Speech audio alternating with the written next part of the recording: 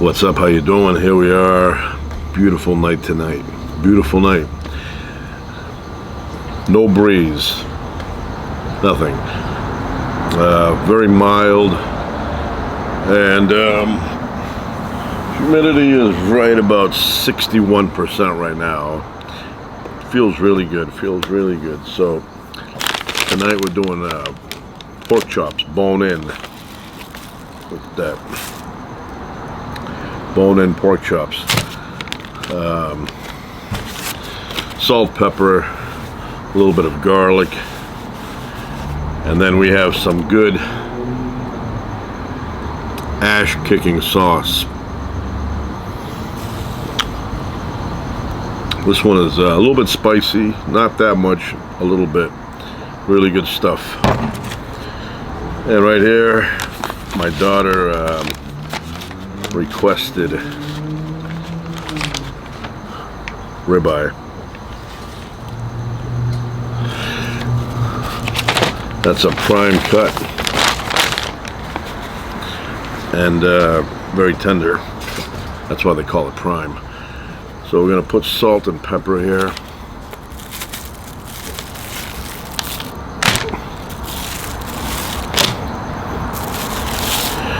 These are going to be very tasty.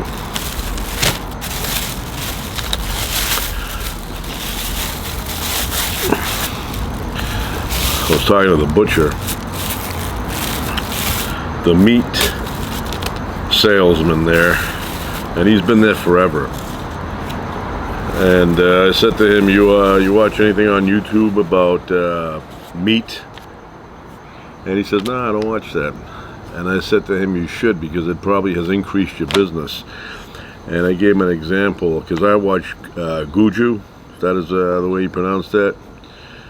Guju. He's that, stocky guy, bald head, expert in cooking steak. I watch that channel, and he is better than restaurants, better than 5-star restaurants. 7-star, I don't know where the number goes, but we're gonna say 5 stars being the top. He's better than that. Better than that. But the butcher had no idea. He's like, I don't know what that is. And then there's these other guys I watch. What are they called? The butcher, the bearded butchers. Good channel. I'll tell you one thing though, I watch, what's his name there, Buckin, Bill, the cat there, Buckin Billy Ray Smith. I don't know, I've been watching that channel for a few years, and I enjoy watching that channel. I like him. He's seems like a really nice guy, good personality. And I love the way he chops the wood. Matter of fact, I have a bunch of axes. I have a bunch of them. I have probably about a dozen. And then I have, where's my baby one right here? Get that. Little one. Leather sheath.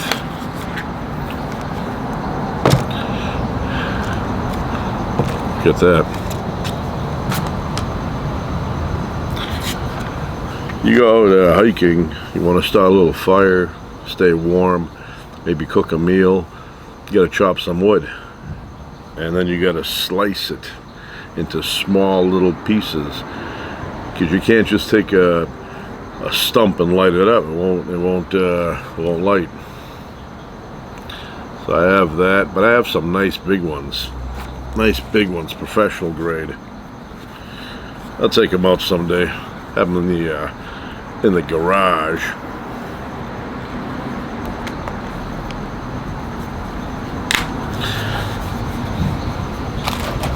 Have a sharpening rock in here. Occasionally it gets dull, you have to sharpen it. So let me see something.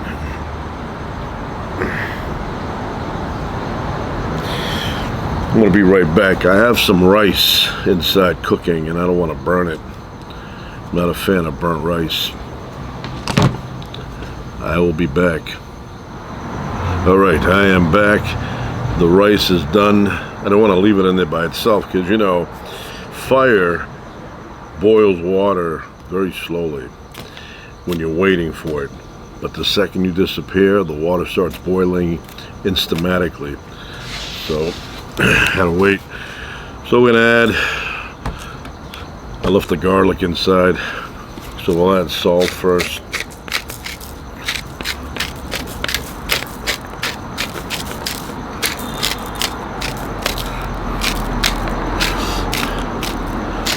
These are very fresh,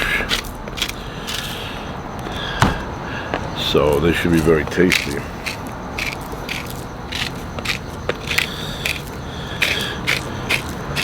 I don't really eat pork that often. I prefer steak, but for a bit of a change, I am having pork. I don't know, I consider a pig to be like a pet, right? So I know it's not, but, well, it could be. Very smart animals, these pigs. I watch places like Texas that have an overpopulation of wild boar, and it's very surprising how intelligent wild boar are. Pigs, same thing. Very smart. So if you build a fence with an opening, and inside there is some kind of trap, or the gate shuts when the pigs go in, the wild boar, and somehow they escape, they will never ever go back into that spot again, ever, because they know dangerous. Wow, that's a good cut. That is a good ribeye. My daughter is going to enjoy that.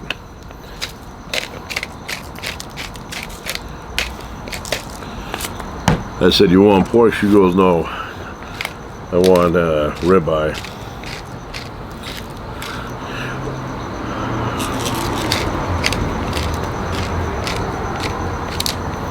I think that's a New York strip, actually, but it's prime.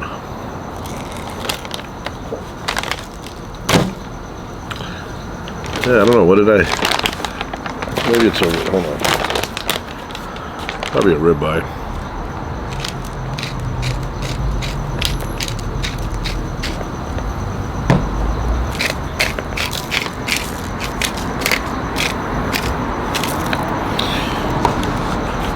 Right.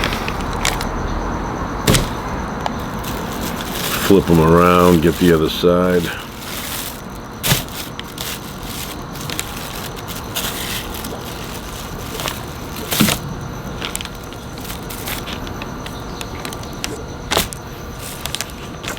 And I will get the garlic.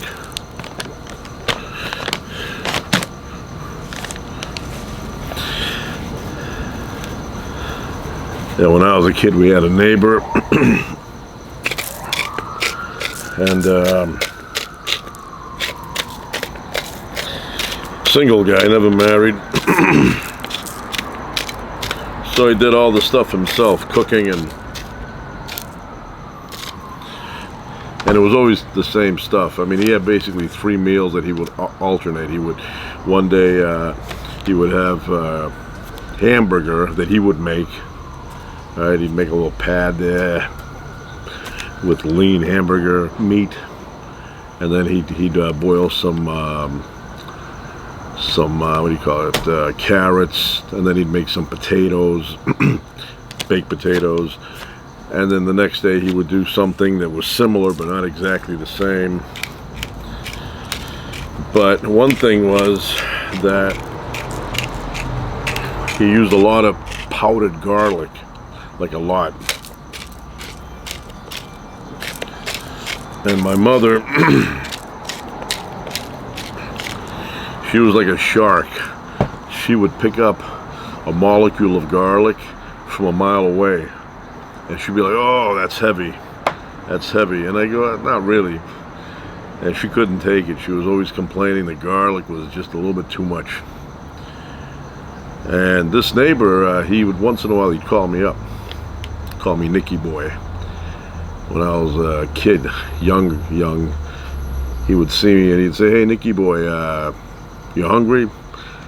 Got a burger?" And all. So I'd say, "Yeah, all right." So he'd make me a burger and I'd eat the burger. That was pretty good. But you love the garlic. All right, I'm gonna get a plate and I'm gonna get the garlic. I'll be right back. All right, I am back. Got the garlic. Good fragrance. Keeps the vampires away.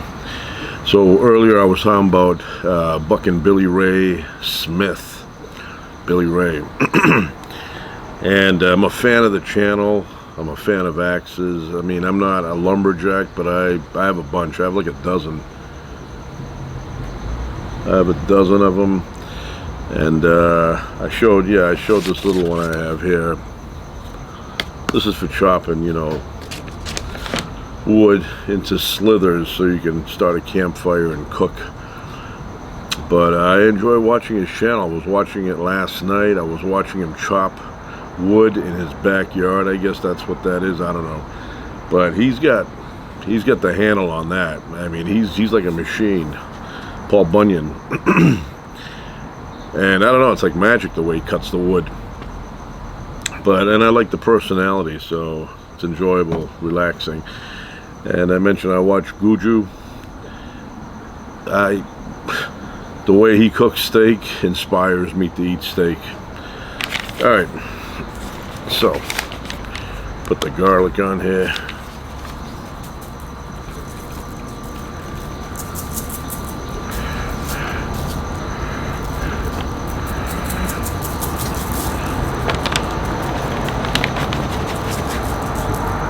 Got the bone in. They always say the bone makes it taste better, but you know, sometimes the bone is annoying. It gets in the way of the knife.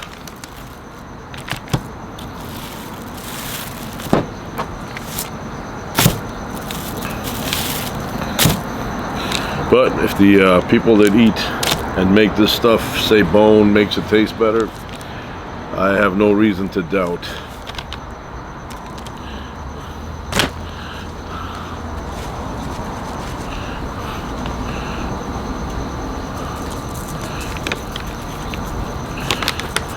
I love outdoor cooking, you know. Take my kids up to the mountain and get a good charcoal fire going in the ground. Get it nice and hot, put the steaks on there, chicken, whatever, and have a great meal.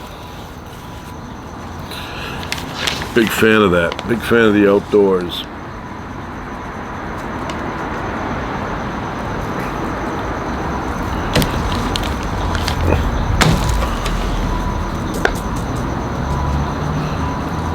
Now, when I cook the steak, medium rare for me. If my mother was here, she would look at that and she would go, "Oh, I can't eat that. It's not good. It's not good." My mother will cook it brown. My mother's steaks in the middle, they look like Crayola crayon brown. Not a fan of that. All right, so I got the fire going. The grate is nice and hot, so I'm going to take the brush, clean it off, and then I'm going to put these on there and cook. I shall be back. I will. All right, I am back. I put the pork on the grill. Anyway, look what I have here. Look at that.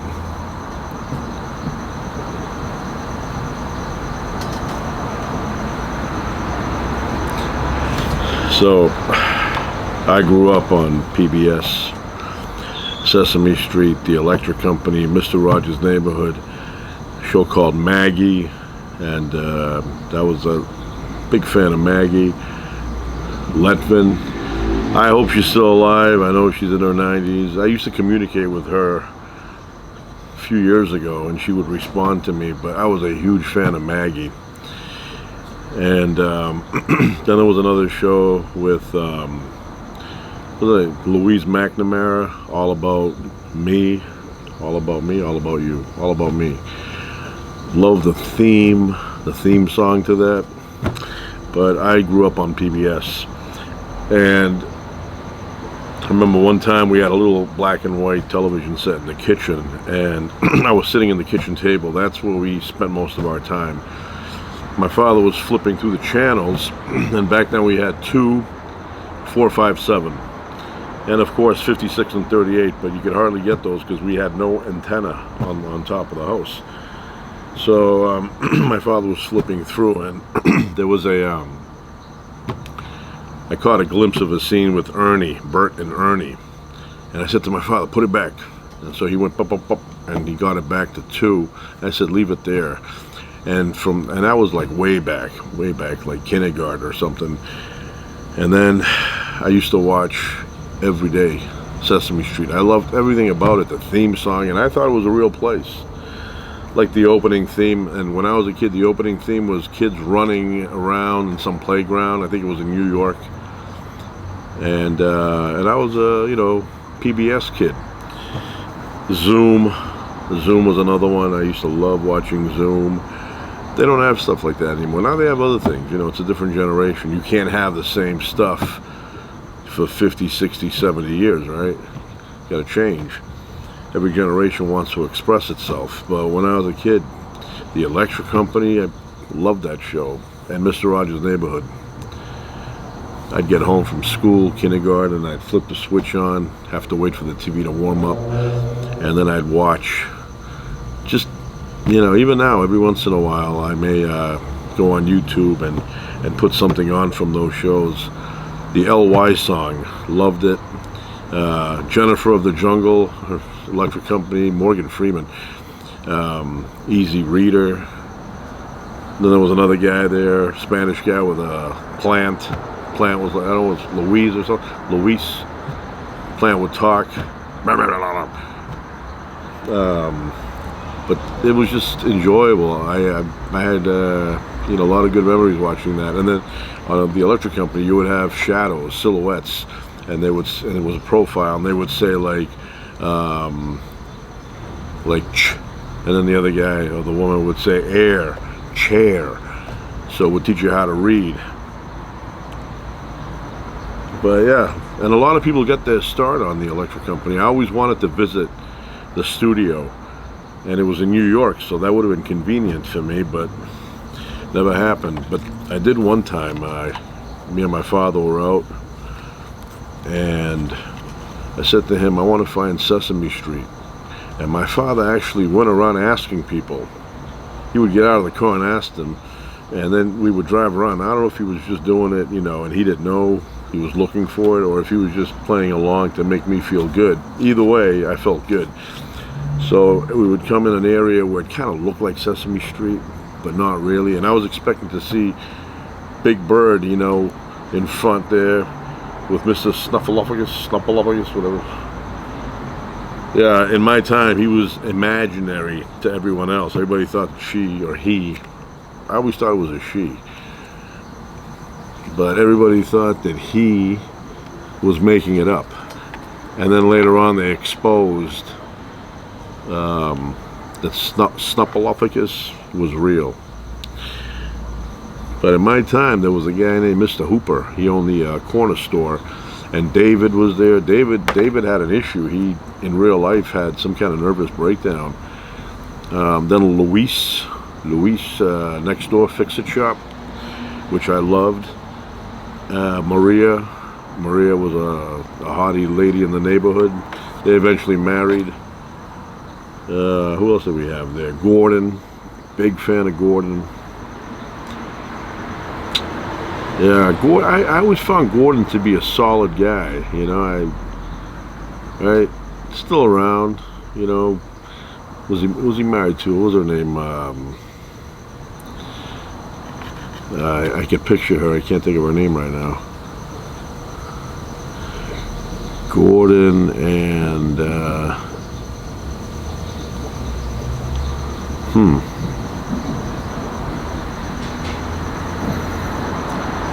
Yeah, it's not coming to me right now, but yeah, Gordon. What was her name?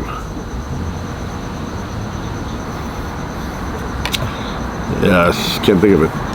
Anyway, they lived in that brownstone, and you know, Gordon would come down and give a little advice. What's his name? Oscar. Yeah, I have her right here. I can't get it out. The name. It's not Louise. No. Louise.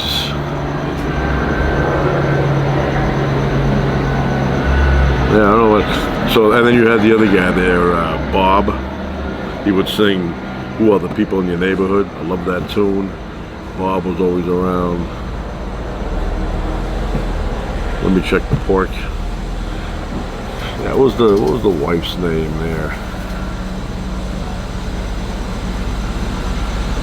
Any other time I would know it instantly. Right now I can't think of.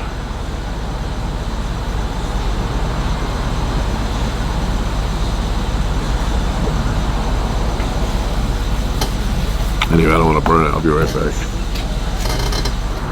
Alright, I am back. Gordon Susan. I loved that couple. It was like, you know, when I think about it, because they were introduced to me at such a young age, I feel like they're family, you know? Like if I were to run into them somewhere together, like Gordon and Susan, the actors that played the characters Gordon and Susan, to me, in my mind, it would be like they were family to me. To me.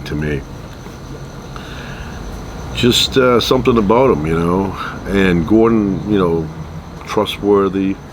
Just gave that impression, you know, somebody I would trust, honest man. And I don't even know him from a hole in the wall, but I do know him from the show, and it just gave me that impression. You know, one of those guys that you could trust.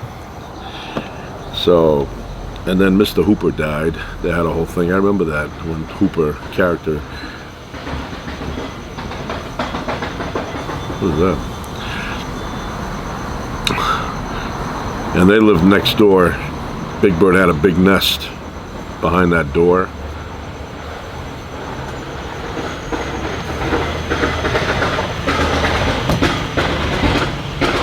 Kid on a skateboard.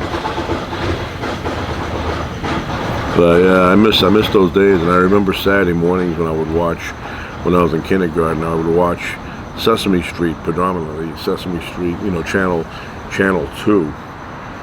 And then I got a little bit older, like maybe first grade, and I noticed I wasn't watching Sesame Street as much, and I got a little nostalgic.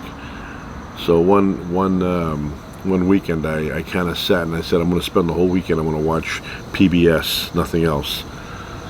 And Zoom, anybody my age knows about Zoom. They had this language, shubby, frubby, dubby, wubby, and you could send in a self-addressed stamped envelope, and they would send you a shubby, wubby, frubby, you know, card, so you can talk like that with your friends.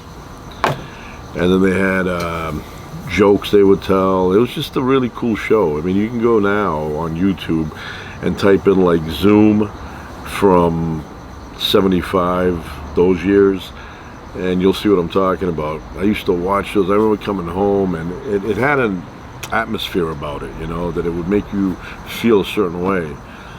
And the other thing, I remember my lights were shut down in my room, and I would sit in my chair, and that LY song would come on. And I just love, even to this day, LY. And Tom Lear is still alive. Pretty sure he's still alive. Love that song, the LY. That's why I know my adjectives. Most words that end in LY, depending on how they're used in a sentence, are not adjectives, adverbs. So, yeah, I learned a lot from Sesame Street, the Electric Company, and Mr. Rogers' Neighborhood. And, of course, like I mentioned, Louise McIntyre. She had a show all about me, all about you. I think it was me, all about me. And then, what was the other one I mentioned? Oh, Maggie. I learned about the words inhale, exhale from her. she would always use them, and I was like, inhale, exhale. And I used to do the exercises with her. She was a lady. Her husband taught at MIT, was a professor. And I guess they would use faculty from that school to put on the show to do her aerobics class. And I liked her. I liked watching her. Now, she's in her 90s, almost 100 probably.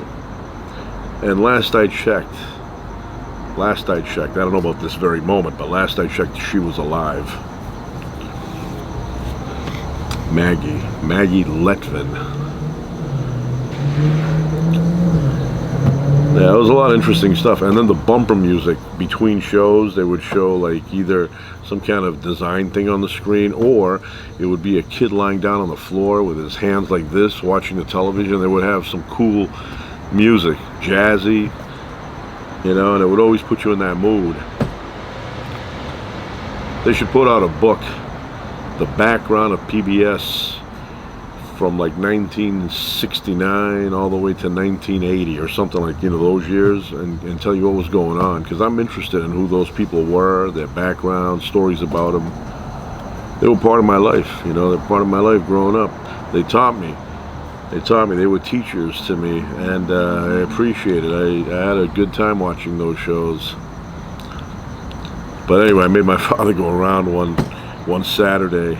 We spent the whole day looking for Sesame Street. My father was asking people, you know Sesame Street? And I bet you they were looking at him saying, really, Sesame Street? You're looking for Sesame Street? If we had the internet back then, I would have typed in, where is Sesame Street? And they would have said, go to Estonia and look there, studio. All right, I'm gonna check and see. Let me see how much time. I don't want to burn them. I'm gonna check. I will be back when the day is new, and I'll have more ideas for you. He had a lot of cool tunes, that Rogers guy. Good man though. Good man. I always wanted to be around Rogers when he lost and start swearing, throwing things around. There's a video where he talks about how he loses, but he lost his temper one time, got angry with his grandson when he went to squirt him with the water hose, and I'm thinking, that is not angry. That is like so mild. You thought that was angry? I want to tell him no, not angry at all. But he was a gentle guy, so to him that was angry. Anyway, I will be back. All right, I am back. Pork chops are done. I got the steak on there, that's almost done. I was thinking the other day, you know, I used to jump my bike a lot. And I don't know why it never happened, but my father actually had an 8mm camera, movie camera, that when we would go little trips here and there, he would film us. I wonder why I never thought about sneaking that camera out of the house. My father worked all day, he never would have noticed.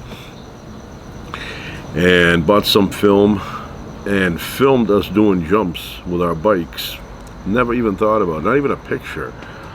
You know, I mean, I should have had one of my friends one day get a 36 exposure film by Kodak and sit there and just take pictures of us jumping our bikes.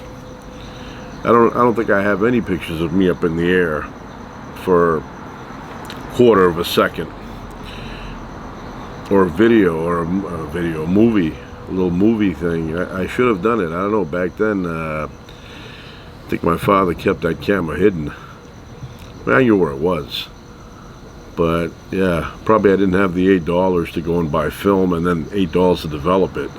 Probably had to ask my father, you got $16? He would have been like, well, what do you need? And it would have been like, I want a videotape, or I want to film myself jumping the bike. And he would have been like, I don't know, you gotta break that camera. But I should have done that. I should have. I wish I had. Now, you know, what are you gonna do, jump now? Back then, nobody had iPhones, but we did have an 8mm movie camera. Never thought about it. See, when you think about those days, we used to take a lot of pictures compared to my parents and my grandparents, where you'll find like 10 pictures of them when they were, young.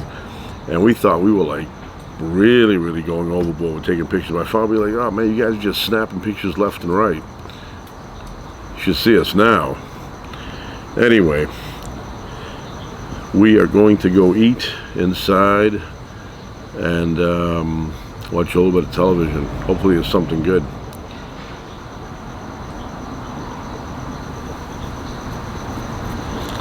I will say one thing. I wanted to watch Tarzan the other day.